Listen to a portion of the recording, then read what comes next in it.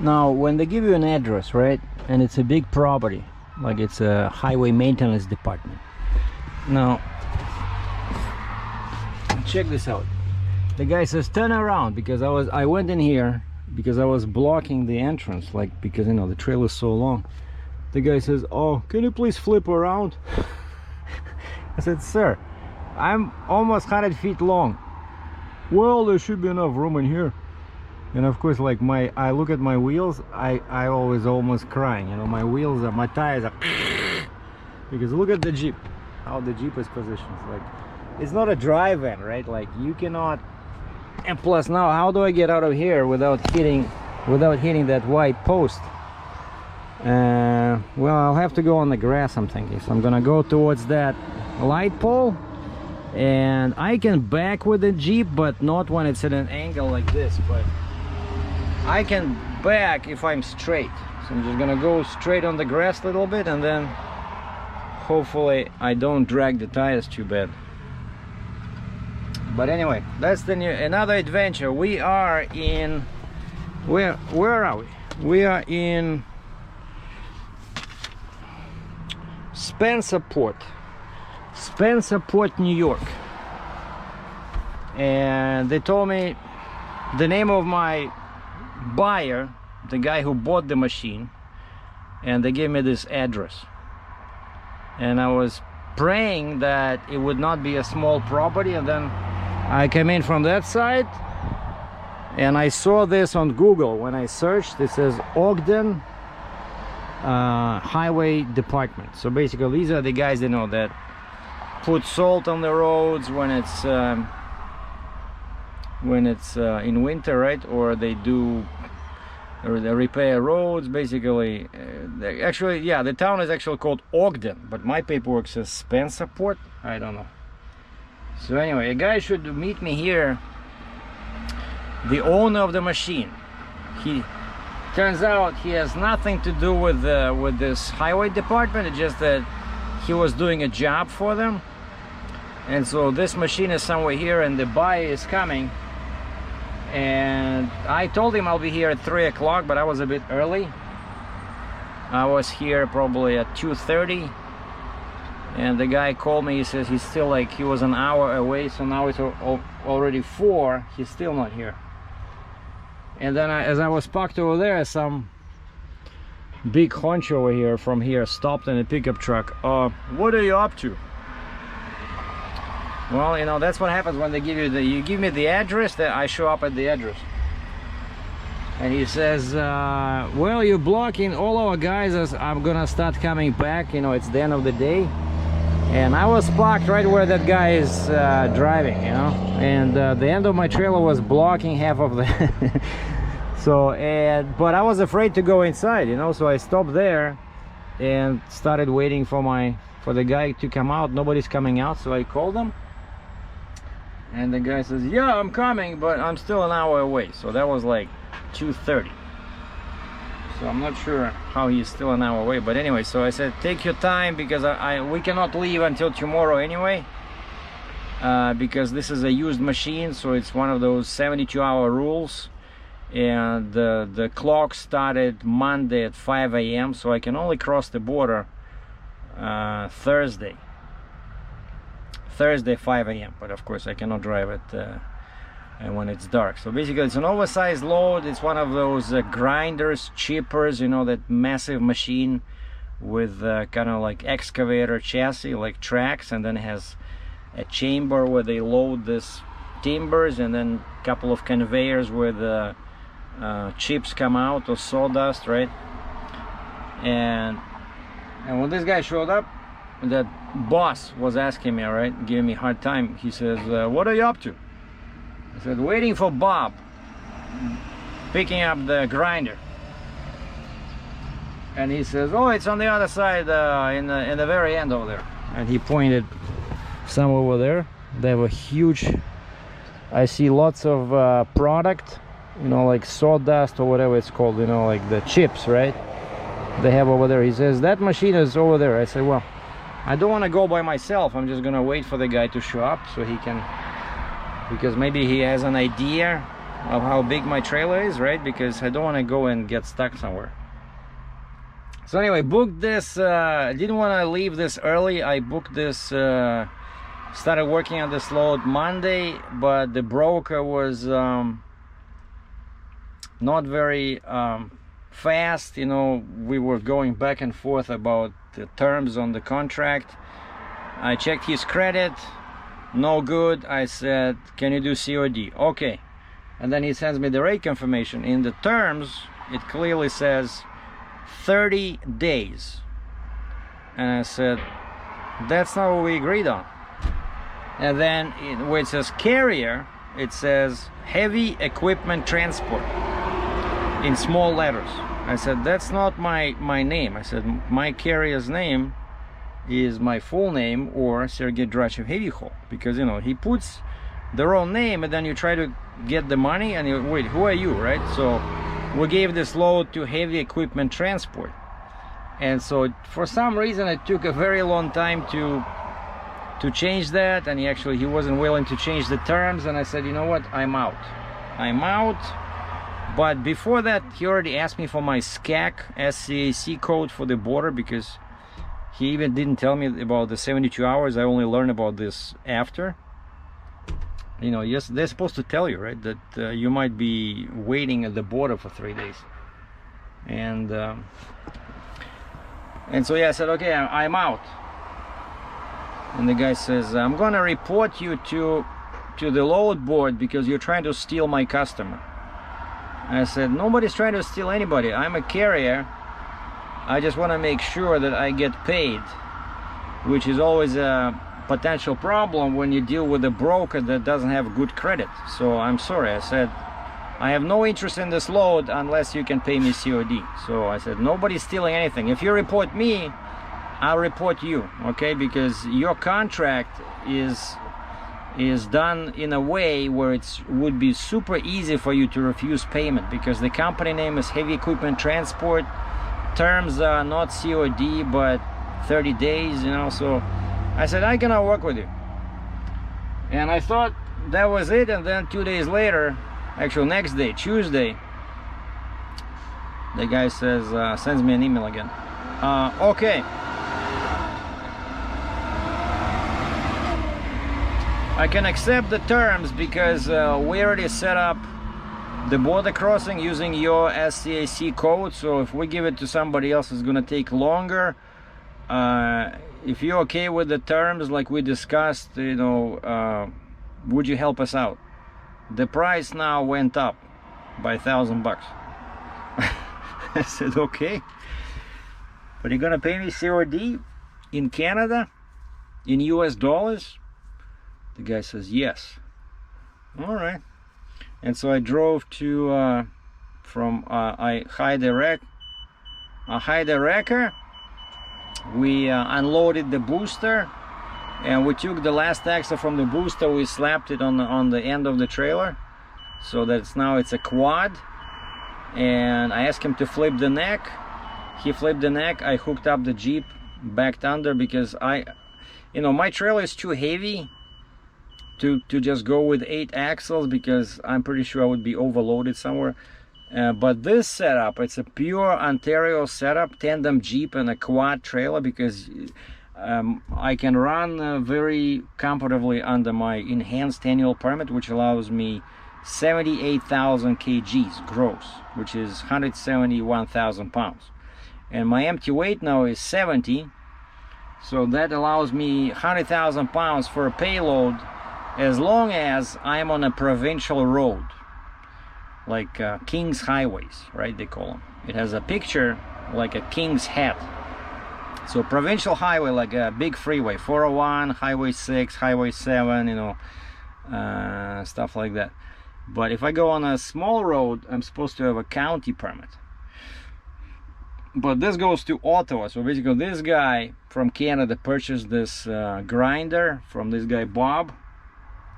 And so we're waiting for Bob, and the buyer just talked to me on the phone. He says he's gonna show you how to operate, because there's a remote.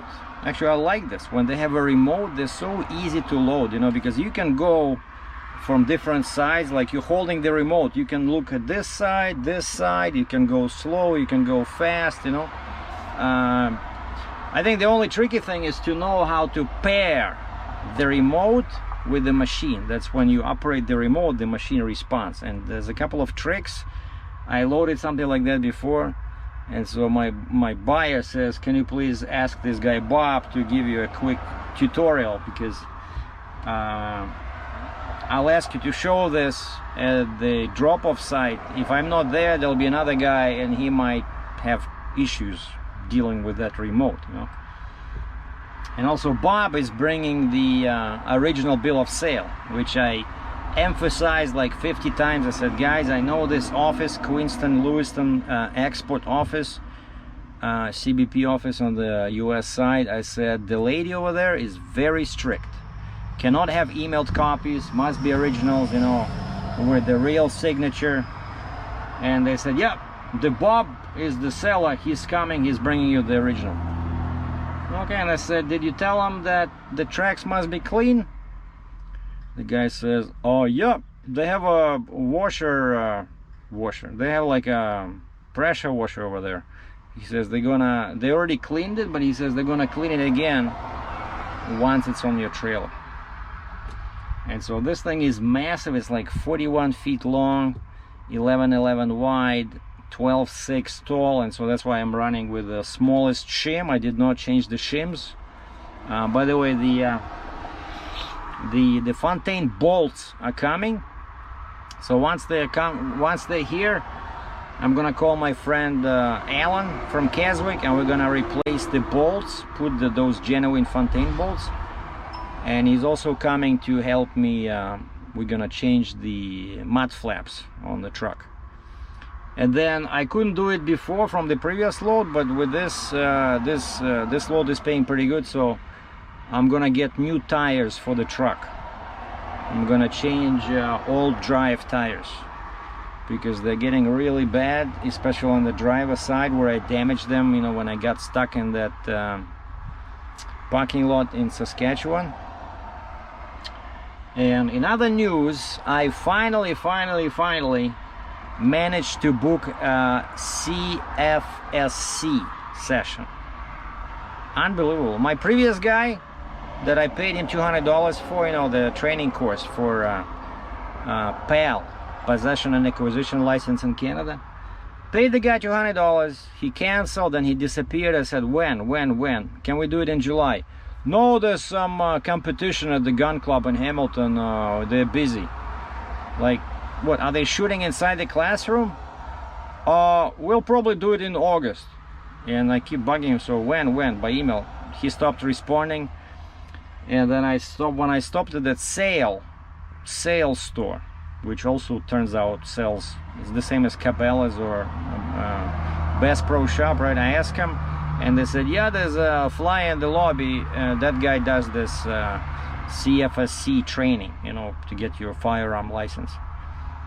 I emailed the guy says August 16th. August 16th, he says, just send me 114 bucks Canadian by Interact email transfer, which we love in Canada.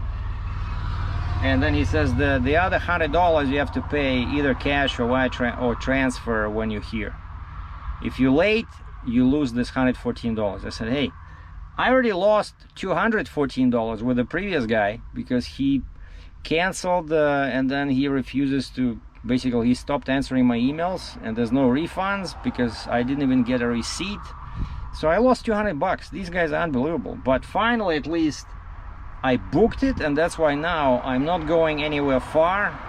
I don't want to lose this again, because it's very important. Without this, you cannot get your PAL, your Possession and Acquisition license. Without that, you cannot buy any shotgun or rifle or any ammunition, right? So these are very difficult to book. I'm telling you, it's just a nightmare. I'm gonna do a video about this once I finish training. It's just a 1 day, like 8 to 5 full day, and then you write a test, and I think then you do an application for your license. So I'm gonna do a video about this on my Canadian Range channel, which is devoted to recreational shooting. So far I only have like one video over there.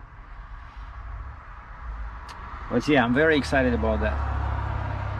Very excited about that. And so now, check this out. Oh, I had an issue with the accordion.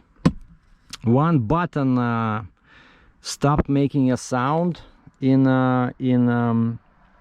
one switch. One button.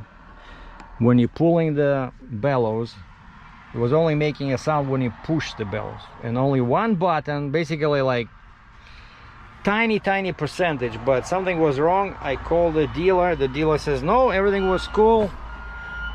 I checked everything, and I even emailed the Dino Buffetti factory. The guy started panicking. He says, no, Sergei, this is a handmade accordion. We check everything. You can be sure that it did not leave the factory like that. I'm pretty sure the dealer will be happy to fix it. And I called the dealer. He says, bring it over. He says it's nothing. It's probably just some dust got in, you know, like always happens with new accordions. Because he says, how did you carry this in your car? I said, I put it on the floor. And he says, don't do that. He says, it's a very bad idea. He says, always put it on the seat. And he said, I knew guys that used to carry them in the trunk, and they did like, especially expensive accordion, they did like $1,000 in damages. And so I was super careful. And Keith, the dealer, says, make sure you put it, like he says, this way is fine, but actually I'm gonna flip it and stand it on because it's better. But you know, over here it's a mattress, right? And that's the best way. So he says, when it's on the floor, in the car behind the seat, it can be very bumpy. And he says, plus your car is very loud. He says, when you were leaving, the windows were vibrating in my apartment. He says, we know that you're an aggressive driver, like a spirited driver when you drive your Charger. He says, I would not put that accordion on the floor, you know, the case on the floor, just always put it on the seat. And so it turns out he just opened the accordion and he took out one reed block and just found which one was not making the sound, and just took like a pipe with a little, you know, air thing and just pushed some air in there, and then he tried it again and the sound was there. So basically nothing, no big deal. Took him like 10 minutes and he was a bit but the factory, I'm telling you, the customer service was unbelievable. The guys from Italy emailed me, then he leaves me a long voice message saying that, Mr. Sergei, this is a handmade instrument, you know, you'll be happy with this. It did not leave the factory like that. So like, I was really impressed how the factory got on the horn really fast as soon as the customer was. And I said, well, I'm sorry for the little panic attack, and I didn't realize that it was such a common occurrence, especially with new instruments, and that it was so easy to fix. The dealer didn't charge me any money. Like I said, took him 10 minutes. I just had to drive over from Cambridge in my car. I think it was yesterday. Yeah, I drove over and he fixed it. So now I'm practicing again every day. Okay, that might be that guy, Bob. No, he's going in there. I texted him. I said, Bob, I'm on the wrong side of the street, so I hope I can get out of here because my trail is at 90-degree angle. But that chipper or grinder is somewhere over there near the trees in the distance over there.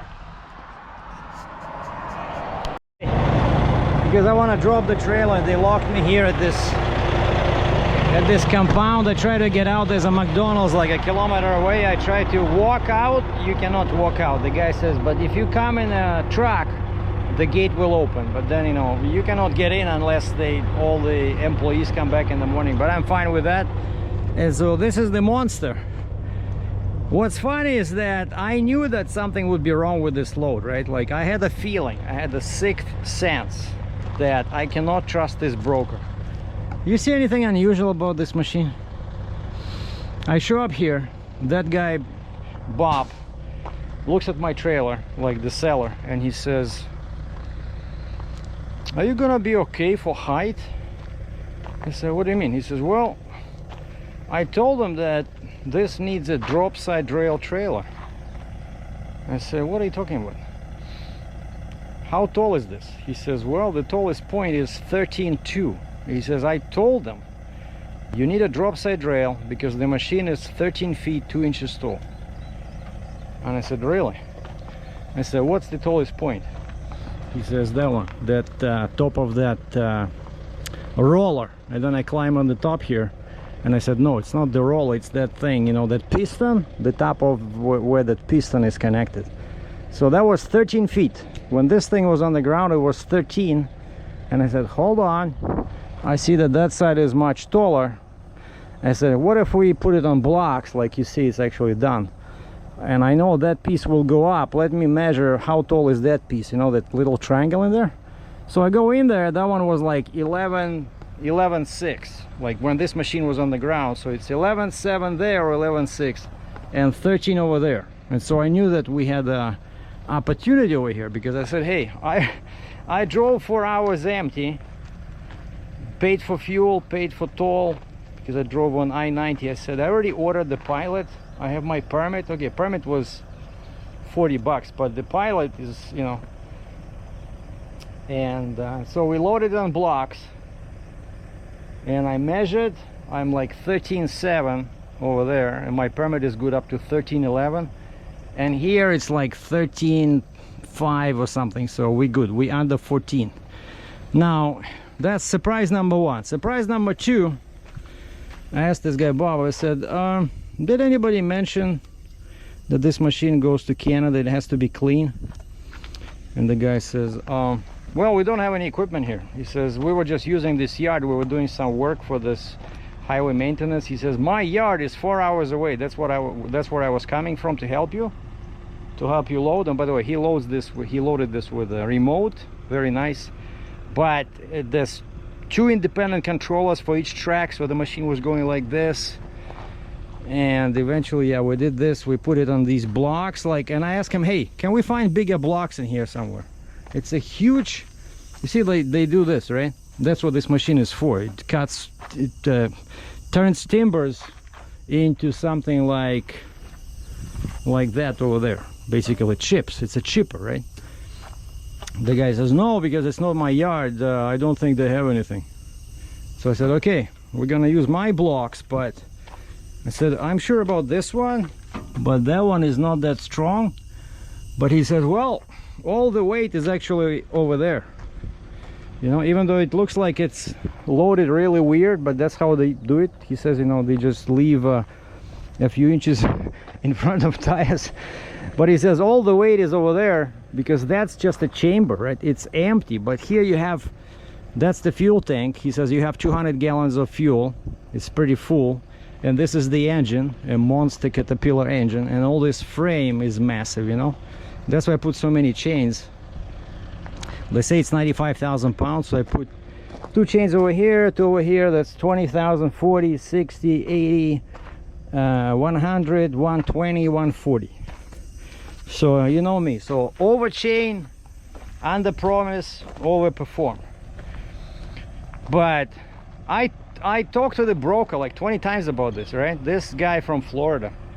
I said, did they clean the machine? The guy says yes. And then I asked this guy Bob, I said, they told me you washed the machine. He says, yeah, well, but we don't have any water, so we just clean it up. And actually over here, that's me. I did this. Before all this stuff, it was covered like this. And I sent them a picture. I said, guys, I'm sorry, like, do you think I'm making this up? This will not be allowed into Canada. And I sent a couple of messages, one to the buyer, one to the broker. They stopped responding, and so I sent them one final message for the day. I said, load it, chained up, not leaving the shipper until the machine is washed. So now we play the waiting game, but I'm not gonna sit here because there's nothing here, not even a washroom. You cannot get out unless you're in a vehicle, right? So now I'm gonna go, there's a McDonald's down the street, there's a pharmacy, but I think the pharmacy is already closed. But I'm gonna park there and sleep in the truck, and then come back in the morning and wait till those guys show up for work, you know, all these maintenance guys, because the buyer who let me in, he had a code, because there's a code there. So he had a code, he punched it in, and we were able to go in. But he says getting out, you just have to pull up to the gate slowly, it'll open. So I hope that's what's gonna happen now. But again, I didn't eat anything, I just had a breakfast in Cambridge in the morning. But the good news is that the machine is loaded. But it's amazing how they all push blame around. I'm talking to the broker, right? This guy Bob stands next to me and he says, I talked to him 2 weeks ago. I told him it's 13.2 and it needs a drop side rail. I said, are you sure? I asked Sam, did he tell you the dimensions? No, I'm just the middleman. I don't remember talking to him. I said, he didn't tell you you need a drop side trailer? I don't think so. So as this guy Bob, the buyer, said, maybe you talked to the, seller. Bob is the seller who helped load. Sorry, I mixed up the terms. So I asked this guy Bob, I said, maybe you told all this to the buyer in Canada. He says, no, I didn't talk to the buyer until this week, so I know I talked to the guy, to the broker. But I mean, it's a huge blunder, you know, where it's like my paperwork says 12.6 tall, 12 feet 6 inches, and I know I did this Cat 882 from where? North Little Rock. I know I have the smallest shim in the deck. Actually, I'm pretty low. But yeah, it helped to put it like this, because one side is shorter, right? So we lifted the shorter side and the taller side went down, and plus it's so much weight. I think it's probably close to 100,000 pounds. It's a good idea that I brought the Jeep. And so, and because of the small shim, the trailer really went down, you know. So I think we should be okay. But so now the last thing they need to do is and the guy gave me, you would not believe this doesn't happen often, the guy did give me the original bill of sale. I said, is this the original signature? He says yes, because it's him, he's the seller, right? The seller gave me the original bill of sale. Unbelievable. So now the last obstacle is washing the machine. I have the pilot lined up, but now I said, because it's not washed yet, I don't want you to come over here at 7:30 in the morning like we agreed, because he says he lives 2 hours away. So we agreed tomorrow at 7, I'm gonna call him and tell him what's going on. But I think I'm gonna call him anyway, just, I don't know, take my chances again and clean it up. I have a brush, I have that little crowbar, you know, and hope that they don't look too closely. But this thing is full of that stuff, of chips. It's full of chips. If they look too closely, they're gonna send me back. If they send me back to US, I'm gonna charge them $1,000 for delay, for extra pilot. So it's gonna be interesting. But now I already created a bill of lading. I created my invoice. I actually sent it everything to the broker. I said, you gotta pay me like you promised, COD, before delivery. And so he should start something. I'm not gonna deliver until I see money in my account. But now the last thing, two things I need to do is set up border crossing.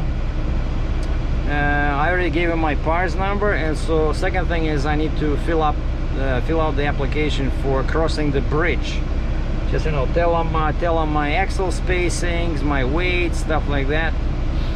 And that's why I knew this would be required. That's why I brought extra axles, even though it's 95,000 pounds. You know, technically, if you light, you can do it with a 4-axle truck, 4-axle trailer. But I decided to be, you know, a bit cautious. So I brought the Jeep without the booster. So now I only need one pilot, because I'm less than 100 feet long. One pilot in New York, okay? Probably $400 US. Anyway, those are the news. Sleep tight. Don't let the bed bugs bite. Ciao. So this is the next day, Thursday. That's my pilot in the front. So I cleaned up the machine. They couldn't find any power wash. Surprise. I spent an hour and a half this morning with a metal brush and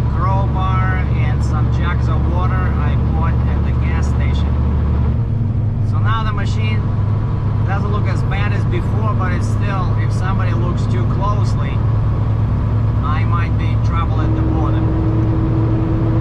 And I told the customer about this. I said, it's a 50-50 chance. I warn you guys. So we'll see what happens. So for now, we're just tracking on Highway 104. 104. We're going west towards Niagara Falls, US. And I'll be crossing in Queenston-Lewiston via Queenston-Lewiston Bridge.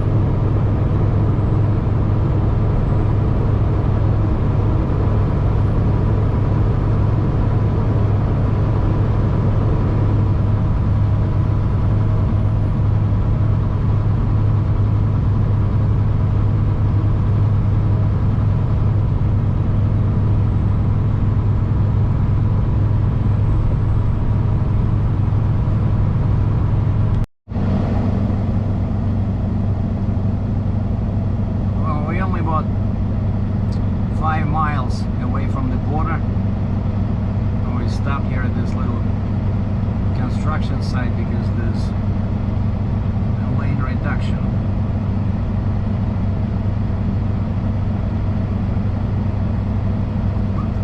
All right, green light.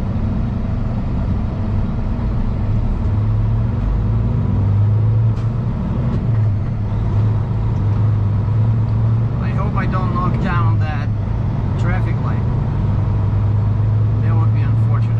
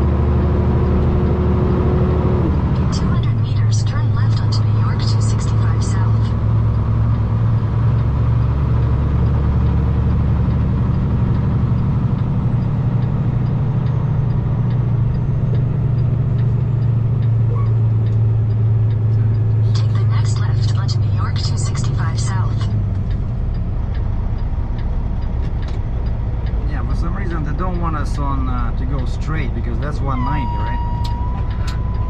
That is correct. But I double checked. This is the route. This is where we're supposed to go. Copy that.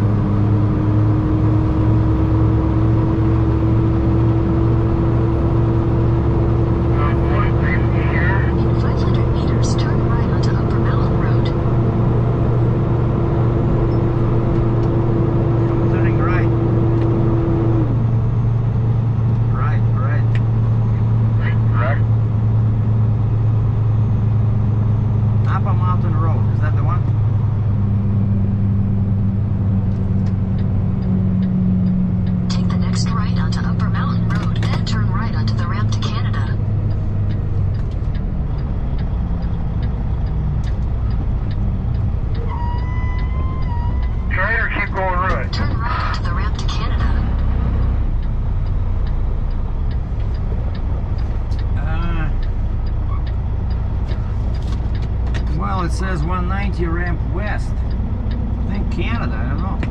That's what I would think. If that's the, yes, follow me, I know where I'm at now. I see it, come on.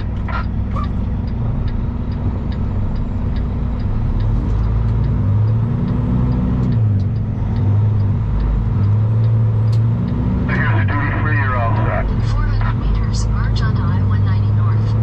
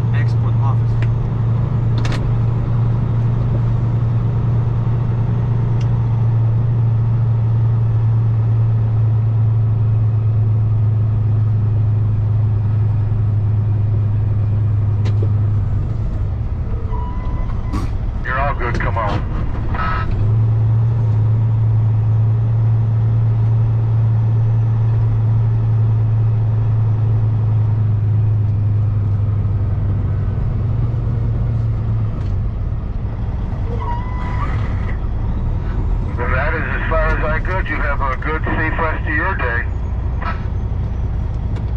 Okay, 10-4.